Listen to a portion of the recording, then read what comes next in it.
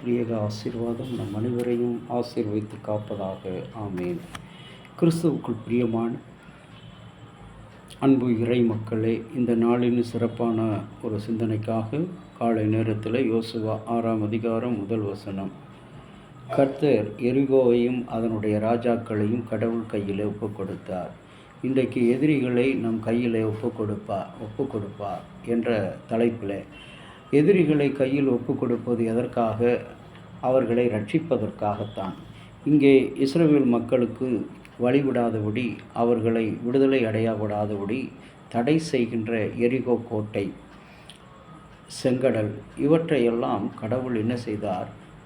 இஸ்ரவேலின் கடவுளின் தாசனாகிய யோசுவாவிடம் அவர் கொடுத்ததை பார்க்கிறார். அவர் ராஜாவோடும் அவன் யுத்த வீரரோடும் கூட உன் கையில் ஒப்பு கொடுத்தேன் பார் என்கின்றார்.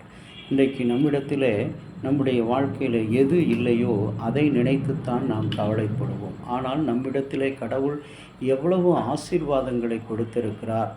ஆரோக்கியத்தை, சுக வாழ்வை, நல்ல உடையை, உணவை, கடவுளை ஆராதிக்கக்கூடிய நல்ல ஆலயத்தை, நல்ல திருப்பணியை, நல்ல ஒரு வேலையை, பிள்ளைகளை கொடுத்திருக்கிறார். ஆனால் இவைகளையெல்லாம் நாம் பார்க்காதபடி, இல்லாத ஒரு பதவிக்காக, இல்லாத ஒரு பணிக்காக நாம் ஆசைப்பட்டு பிறரை ஏமாற்றவும், பிறருக்கு விரோதமாக பொய் சாட்சி சொல்லவும், பிறருக்கு விரோதமாக தீங்குகளை நினைக்கவும் நாம் இன்றைக்கு எத்தனிக்கிறோம். ஆனால் நம்முடைய கடவுளாகிய கர்த்தரோ, பார், எரிகோவையும் இஸ்ரவேல் நிமித்தம் முற்றிலுமாக அடைக்கப்பட்டு வெளியிலே போவதற்கு ஆளும் இல்லை, உள்ளே வருவதற்கு ஆளும் இல்லை.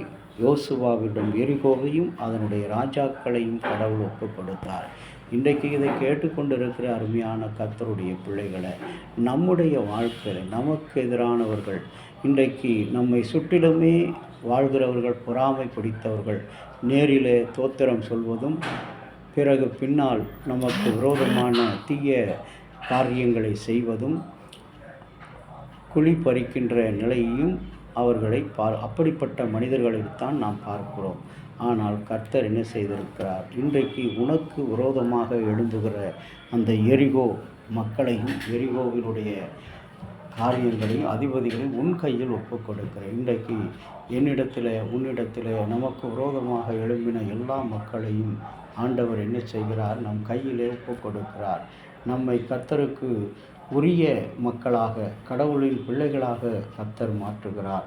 அப்படிப்பட்ட சிந்தையோடு இன்றைக்கு கர்த்தர் என்னோடு கூட இருந்து என்னுடைய அடிமைத்தனத்தை, என்னுடைய நெருக்குதலை கடவுள் மாற்றுகிறார் என்று சொல்லி இன்றைக்கு ஆண்டவரிடத்தில் நம்ம ஒப்புக் கொடுப்போம்.